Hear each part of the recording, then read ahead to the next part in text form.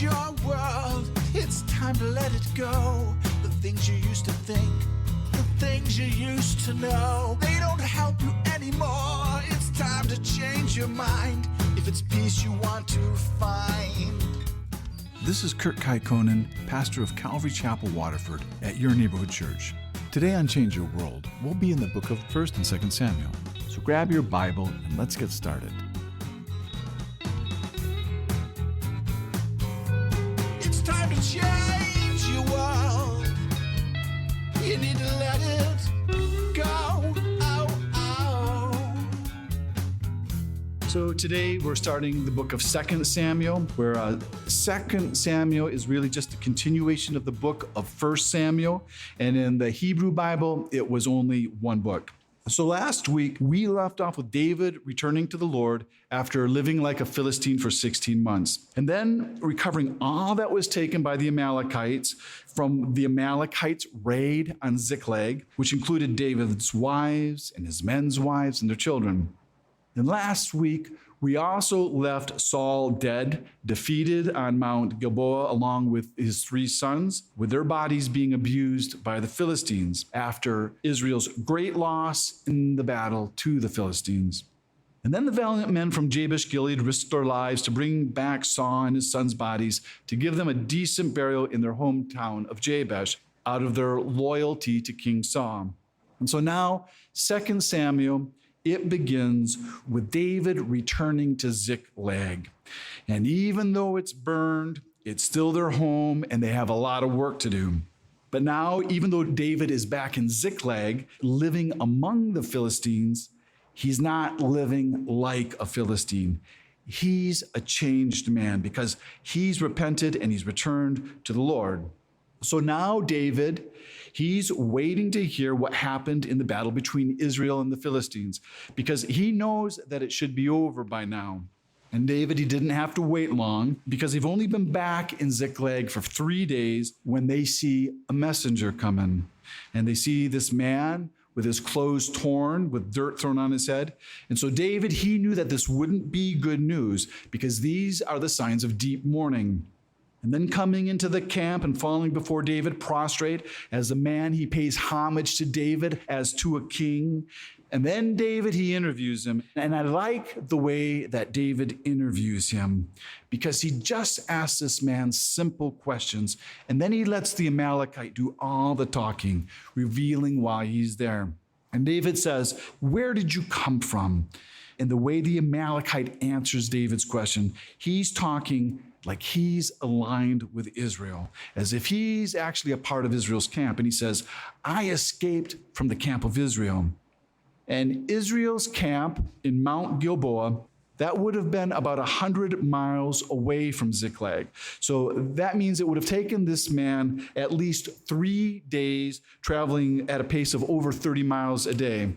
And so David and his men, having only been in Ziklag for 3 days, that means while David and his men were fighting the Amalekites in battle, while they were having this great victory, that Saul and his sons, they would have been being slaughtered by the Philistines. They would have been having their bodies abused.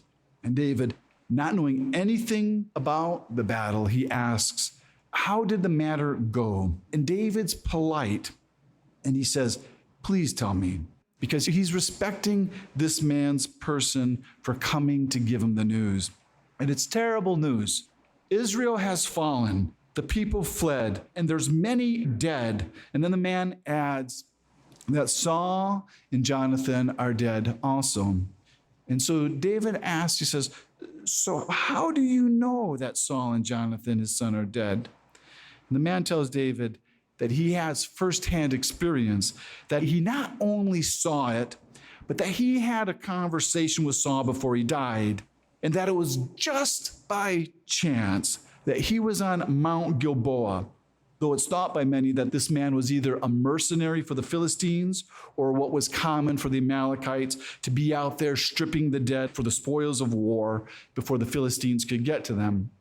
And now his account is that when he saw Saul leaning on his spear, which means that Saul, he did try to kill himself, that he's sitting there and he has this spear in his chest.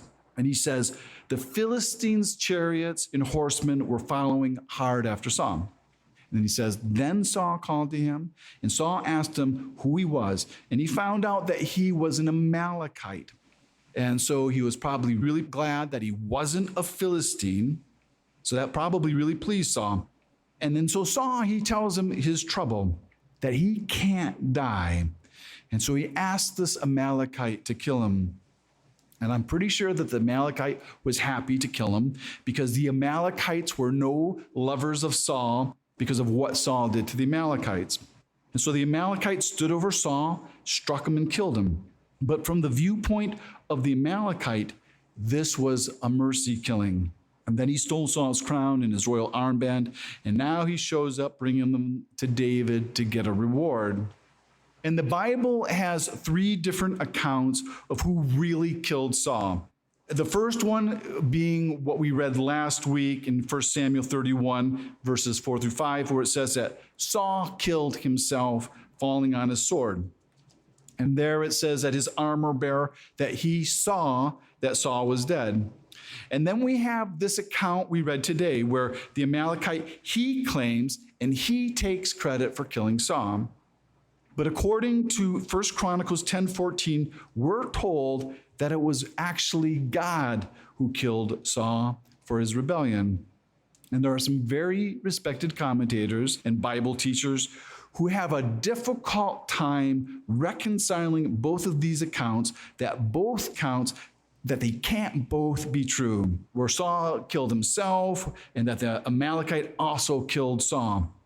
Where some of the best teachers, they actually think that the Amalekite was just lying to gain favor with David. But I personally don't see these two accounts as contradictory, but that it's possible that there may have been more to the story after Saul fell on his spear. Because the Amalekite, he was definitely there before the Philistines arrived. And there's an irony in the thought of Saul being killed by an Amalekite. And we've talked about this before, about how the Amalekites, they're always used as representing a type of the flesh, meaning that they were a people who are led by their fleshy, self-centered lives, the things in lives to only gratify a person's own lusts and desires, where the flesh, it never considers anyone else. It only cares about itself at any cost, no matter what it costs anyone else. And the Amalekites, they were all descended from Esau. So that's Jacob's twin brother, who was an extreme example of a man of the flesh, where Esau, he had no spiritual life and he had no place for God, like his brother Jacob did. And the very first place where we saw the Amalekites was in Exodus 17 in verse 8, when Israel had just first fled the slavery of Egypt, when they first entered into the wilderness. And there they were battling with Joshua, with Moses up on the hill, where Amalek should have helped Israel because they were relatives, because Esau was Jacob's twin brother. So that makes all these people cousins. But instead, all they did is attack the stragglers, those who were weak and those who couldn't keep up. And that's what it tells us in Deuteronomy 25. So then in Exodus 17, God, he made a promise to wipe Amalek out totally for what they did to Israel, where that promise was to wipe them out. And it was made way back then, which has now been over 400 years to this day of Saul. And in all that time, the Amalekites, they never changed one bit. And Saul, as God's agent, he was commanded literally to destroy all Amalek completely, totally and utterly, not to let any of them live, because that's how you have to deal with the flesh. You need to deal with the things of the flesh ruthlessly. You cannot show the flesh any mercy. And here you have to see that Saul, he had no problem killing Amalekites. So it's not like Saul, he took the moral high ground. He had no problem killing any of those things that seemed worthless to him. And he probably started really well, obeying the Lord and the destruction of the Amalekites. But as he destroyed their things, he found out that he loved the things of the flesh, and he wanted them for himself. And so what happened by Saul not utterly destroying the Amalekites, which is a type of the flesh, which is the same things that can happen to us when we don't destroy the things of our flesh and our fleshy natures. And if we don't utterly destroy the things of the flesh and we show our flesh any mercy at all, when it gains enough strength and the flesh gets a chance, the flesh will come back and kill us. So this is irony. The Saul who did not utterly destroy the Amalekites, he's killed by an Amalekite. He didn't kill the flesh, and so he was killed by the flesh. And so who really killed Saul? That's your question. Well, you can say that the enemy killed Saul because it was the Philistines, their enemy, who mortally shot Saul with the arrows. And you can say that the flesh killed Saul because when that Amalekite found Saul in his weakness, he stood over him and he killed him. And so you can say the flesh killed Saul. Or else you can say it was Saul, that Saul, he killed himself because Saul consented to his own death. And that's how we're destroyed. When the enemy comes with all his temptations, and then when our flesh is drawn away with those temptations of the enemy, with its own lusts, with its own desires, and then we come along and we consent to them where we act upon them. These three things are a deadly combination: the enemy, our flesh, and our consent to them. And so if this young Amalekite, if he did deliver that final death blow to Saul, and we'll never know, we do know he was there before the Philistines found Saul because he has that crown that came from Saul's helmet, and he also has the golden bracelet that he would have worn on his upper forearm. The two things that a living king would never give up. And if the Amalekite is lying, he's thinking that he's going to make the most of his good fortune. He's going to take this opportunity. He's going to calculate how to capitalize on this good fortune. And so he's thinking he's bringing David good news that Saul, your enemy, is dead, because everyone in Israel, they knew that Saul was chasing David and that David was also Israel's next king. And so this Amalekite, he's showing himself to be loyal, but he's dressed as if he's mourning over Israel's loss. But he's expecting a celebration over the news of the death of King Saul, David's long-term enemy, so he thinks. And so you can almost see him smiling and presenting David with the crown and the bracelets. And you kind of would almost want to be there just to see the change in his expression when he saw David and every one of David's men grab their clothes and rip them, ruining them, with everyone tearing their robes in mourning. So it's not the celebration of joy the Amalekite was expecting, because now every man is weeping and wailing and crying over Saul. Instead of having a feast, they have a fast. And so they weep and they fast all day until the evening, and it's all over Saul and Jonathan, because Saul and Jonathan have fallen by the sword. And fallen is the key word in this chapter, where the word fallen is used 5 times. It's used in verses 4, 10, 12, 19, and 27.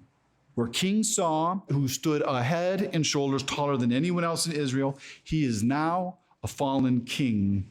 And so this whole day goes on, where this Amalekite, he wonders what's going to happen to him. And then it says that later, that it was at evening that David, he returns to the young man and he asks him, "Where are you from?" Because David, he already knows he's an Amalekite, but he doesn't know where he's from. And so the man says that he's the son of an alien, which means he's saying that he's the son of a resident alien who lives in Israel, who's an Amalekite.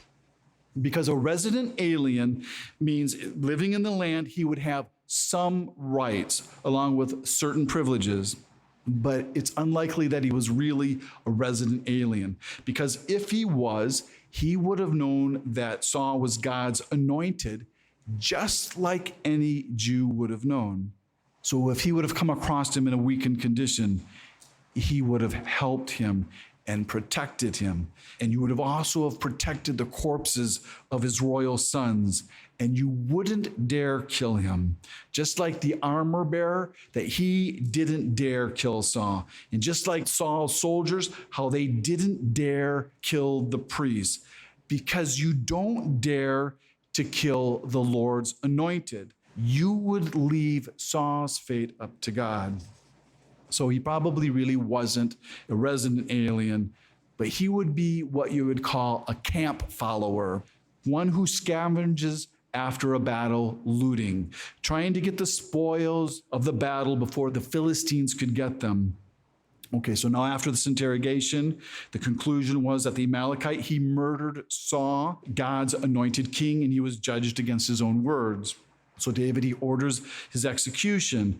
And by David doing this, David is vindicating Saul and his sons publicly, which shows that Saul was not David's enemy, that he did not rejoice over Saul's death. And that would have been a very dangerous thing to proclaim in Ziklag, because you have to remember, they're in Philistine country. So this would have been seen as an act of treason. And then David writes a song out of his sorrow, a funeral dirge called a lamentation. And this wasn't just a song for casual listening, but David, he publishes the song where it's not only to be recorded in the book of Jasher. In the book of Jasher, it's believed to be an ancient book of songs and poems. And that book is also mentioned back in the book of Joshua in chapter 10. But it was not only to be published in that book, but it was also to be taught to the children of Judah, because this is the way that Judah and their children are to remember Saul. So they were to learn this song. And the song was eventually called the Song of the Bow, which was a eulogy for Saul and Jonathan. And no one knows for sure why it was called the Song of the Bow, but some speculate that it's possible because the bow was Jonathan's weapon of choice, where we know that a spear was Saul's weapon of choice, a bow was Jonathan's weapon. And we remember how Jonathan, he used a bow to send David a message when he went out for his target practice in that field to tell David to flee from Saul.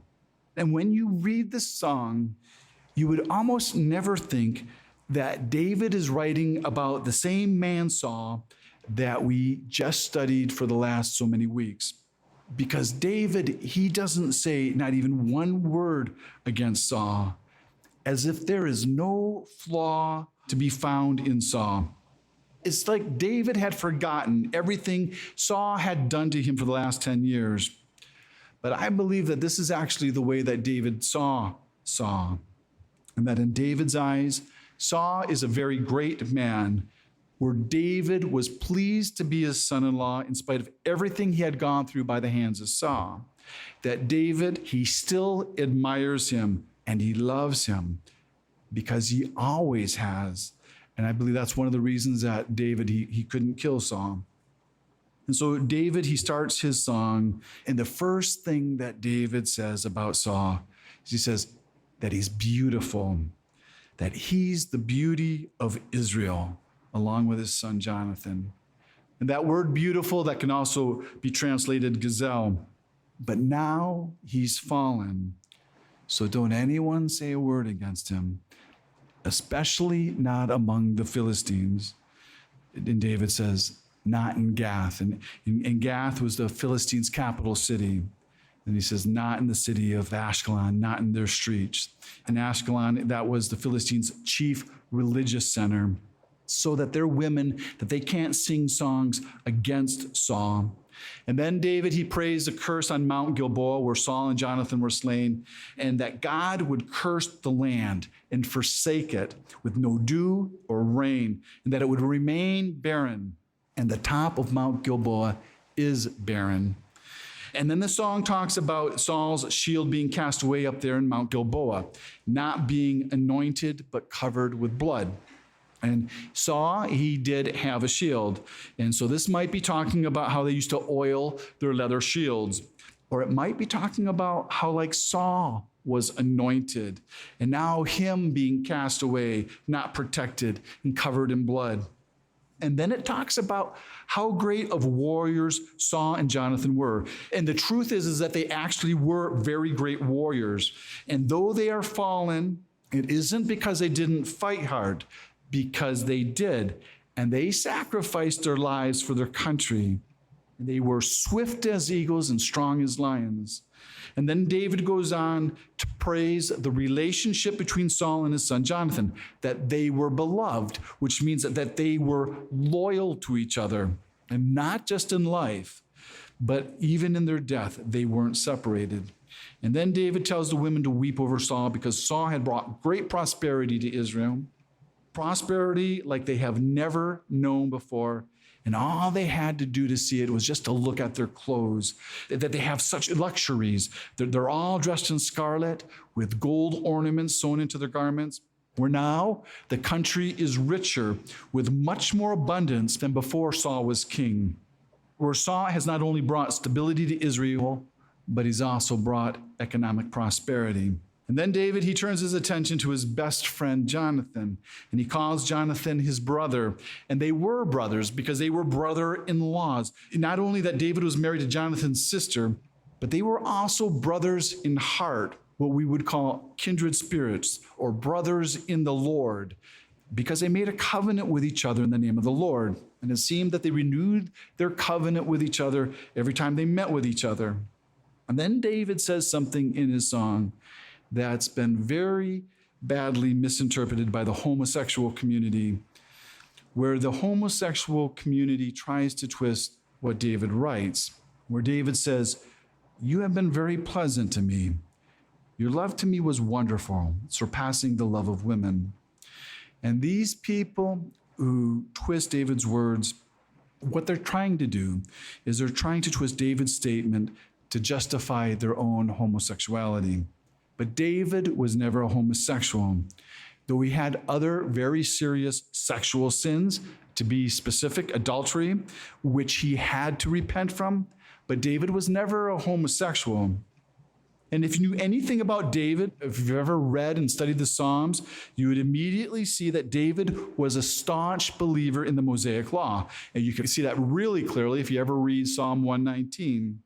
And if you look at these words very carefully, what David is writing here, you would see that he's not saying that he loves Jonathan like he loves a woman. He's not saying that because David, he's not even talking about his own love for Jonathan at all. David is writing about Jonathan's love for him, that Jonathan's love for David is greater, that it would surpass even the love someone would receive from a woman, which would be like the kind of love someone would receive from a mother, because a mother is a woman, or being cared for in the things of like the way a wife would care for a husband, because we've seen Jonathan care for David's needs. Jonathan has taken great care of David, and we saw that when he gave David his armor, and how Jonathan, he gave up his right as heir to the throne to David, and how he's protected him from his father.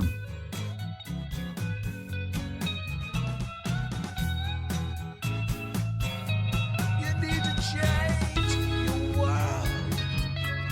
You need to let it go. Oh, oh, oh. Thanks for listening to Change Your World. Change Your World is an outreach of Calvary Chapel, Waterford, and your neighborhood church. If you're listening to Change Your World in the Detroit metro area, why don't you join us for church this Sunday? Our service time is 10 a.m. at Calvary Chapel, Waterford, 183 South Winding Drive, Waterford, Michigan. We're competing with the Catholics. It's only an hour. All the donuts you can eat, and you don't have to believe a thing we say, but it could change your world. You need to change your world. The rest of today's message can be heard at yourneighborhoodchurch.org. So check us out and download the app. And until next week, remember,